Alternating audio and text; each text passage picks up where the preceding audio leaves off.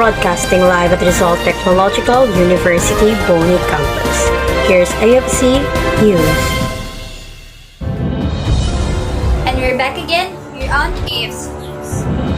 Next up, Africa Treasure Mystery. The hashtag Africa Treasure Mystery is trending worldwide on Twitter. Recently, Europe handed back looted artifacts to Africa. Among these artifacts is a book that netizens have been tweeting different opinions about which period in Africa this belongs to. AFC News interviewed different anthropologists for us to finally know the answer to this African treasure mystery. But first, let's hear from Jana Benito for the introduction to the history of Africa. Jana? African literature has origins dating back thousands of years to ancient Egypt and hieroglyphs, or writings which uses pictures to represent words.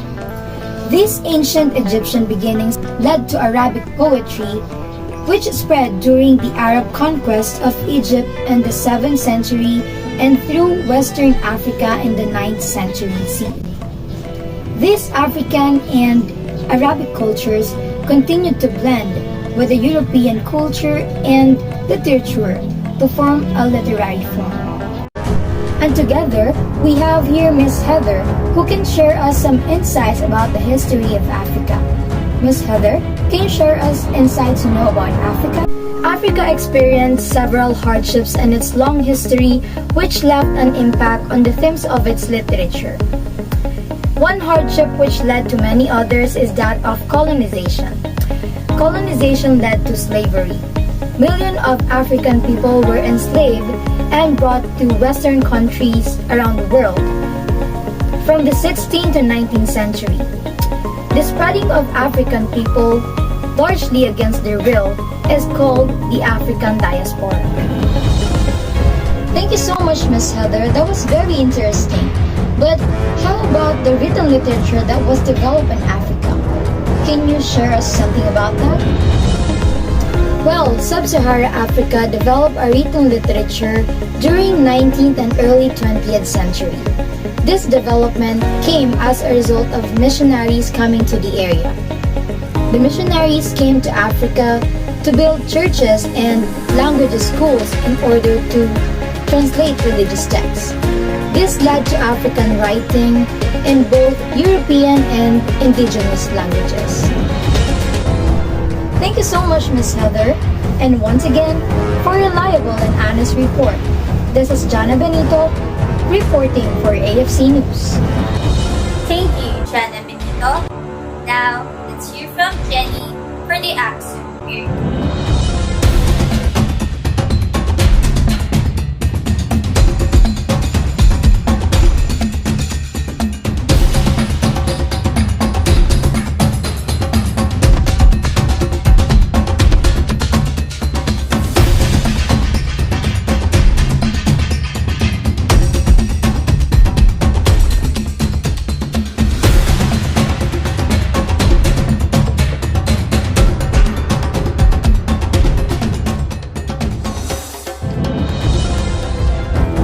We're here live with AFC News, and beside me is Miss Gia, a historian who will share her knowledge pertaining to the Axon period in the history of Africa. Now, Miss Gia, what is the Axum all about? And did the Axum become the powerful and wealthiest empires in the world history? Actually, Axum ruled over a prosperous and influential kingdom during a time that many scholars believe was a golden age of African civilization. Axumites kings were the first to issue gold coins when few other kingdoms and empires in the world could do so in such quantity. So Axumites were also some of the most proficient builders of their day. The royal were buried in magnificent tombs marked by tall stelae, some of which were the largest stone monuments in the world. It is indeed a history of powerful period, but how come did it came to be a prosperous kingdom? Like, what are the factors that led the city or locality of Axiom to become a prosperous kingdom? One is that it had access to important international trade routes that crisscrossed the area, connecting it with the commercial traffic of the Nile in Egypt to the northeast, sub-Saharan Africa to the south, and in the Red Sea to the west. I want to emphasize here that these were truly international roads that link Axiom with places as far away as India and China. In fact, Axiomite coins have been found in both places. Axiom's lands was also blessed with a stable water supply and fertile soil for agriculture. That was a lot of information to dig, but there was a ruler in the kingdom of Axiom by that time. First of all, Axiom's ruler was called the Nagusa Nagas, meaning the king of kings. So about these powerful kings, unfortunately, we don't have a lot of information about them, with the exception of two kings, which are Ezana and Caleb. Reigning from the 320s to about 360, Ezana is one of the most famous Axiom kings in the world history. This is primarily for two reasons.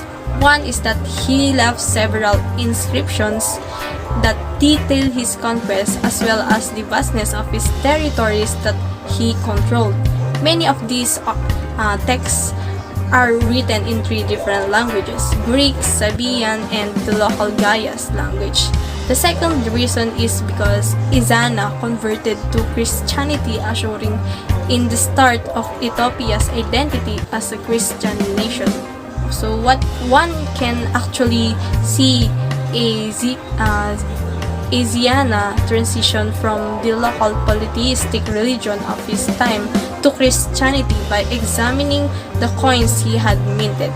His early coins have image of a disc and crescent symbol of the old polytheistic religion, while Caleb, also known as Saint Elesbian, was king of Axiom, which was situated in modern-day Eritrea and the Ethiopia. As a result of his protection of the Christians, Caleb is known as Saint Elesbian after the 16th century of the Roman martyrology, despite his being a Maya-Piside. So after these known people in the Axiomite kingdom, then how does it end? Is there a ruler who lasts to rule the Axiom period, or there were being conquered by other countries? With the rise of Islam in the 17th century and the Muslim takeover of the Arabian Peninsula, the kings of Axiom began to lose both influence and their control of trade in Red Sea region. So this resulted in roughly 4 centuries of steady decline, which saw the empire downsize significantly. So eventually, the kings even abandoned the city of Axiom and moved to a safer location elsewhere, though where this location was isn't known for sure. So the final end of the Axiomite kingdom is a bit of mystery, through the details of what happened are not exactly agreed upon. So local tradition has it so that between the years of 1962 to 1000, a non-Christian queen, either Jewish or pagan, took over the kingdom. Thank you, Miss Gia, and once again, for reliable and honest report, this is Jenny Liwanag for AFC News. Thank you, Jenny Liwanag. Now we move on to the different periods of Africa. Let's hear from Len Chen for the Africa's Golden Age. Between the 8th and 15th centuries, vast regions of the African continent were in direct contact with the Islamic world. The African elites of these regions exported and imported luxury and prestige goods. They also adopted ideas that were originally foreign, especially religious ideas, and developed political formations through the prism of the narratives of travelers and traders. The Golden Age of Africa was an age during which African powers were able to act as indispensable partners in a global commercial system. Now, we are here live with AFC News, and beside me is Miss Dion, a historian who can share some of her knowledge regarding the Golden Age in the history of Africa. Now, Miss Dion, what are some of the reliable news, information, and pieces of evidences that could support or pertaining or regarding the Golden Age in Africa? During the 200 years between the 14th and 15th centuries, the prominent civilizations and kingdoms in Africa were the Mali Empire, the Kingdom of Congo, Benin Kingdom, Hausa city-states, Great Zimbabwe, Ethiopian Empire, Kliwa Sultanate, and Ajuran Sultanate. These kingdoms flourished in the first part of this period, especially the Mali Empire, which saw a cultural flowering within its empire centered on the University of Timbuktu. The years between 1100 and 1600 were known as the Golden Age of the trade, when West African gold was in high demand. But why is it called the Golden Age? Does this era in the African history correlate to the idea of period of great happiness, prosperity, and achievement? African Golden Age tells us that the Africa of this period was home to powerful and prosperous states. It integrated itself into some of the great currents of global exchange that circulated people, merchandise, and religious conceptions.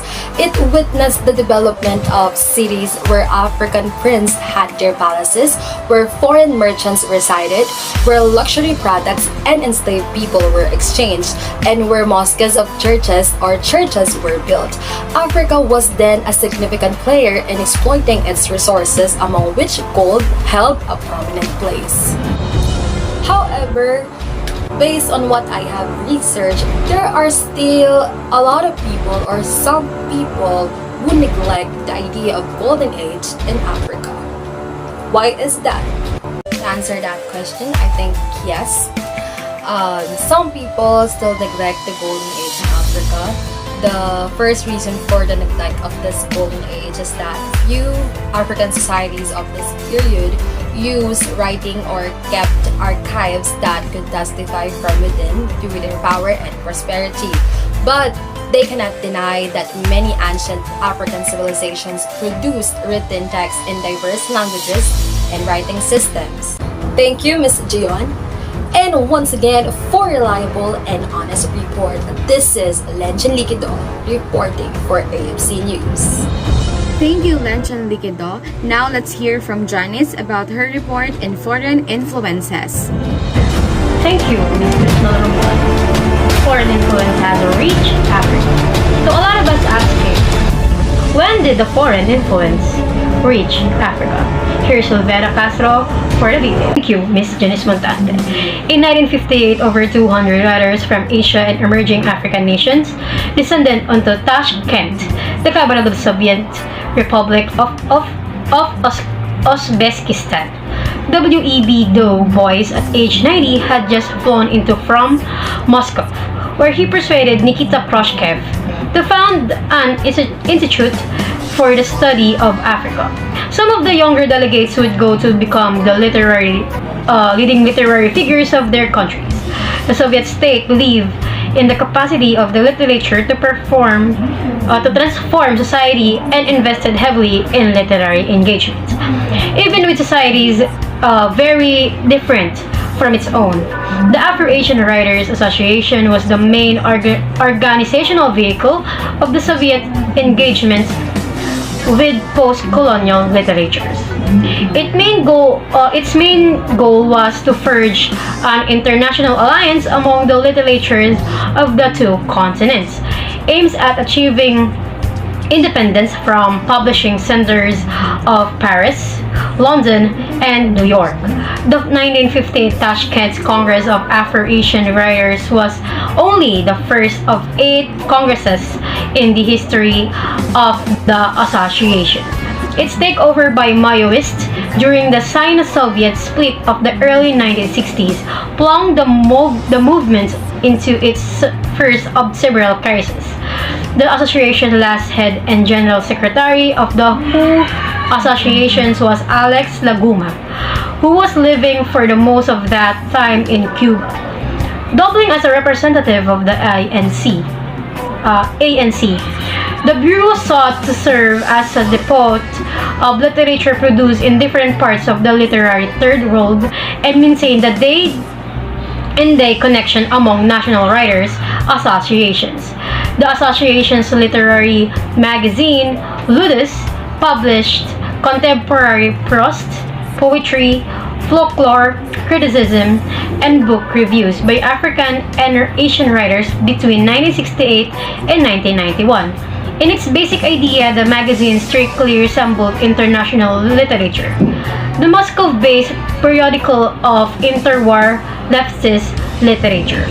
Thank you, Janice Montante. And that's all the news this Friday. I'm Angelica Soliman. And I am Chris Mel Romblon. And this is AFC News.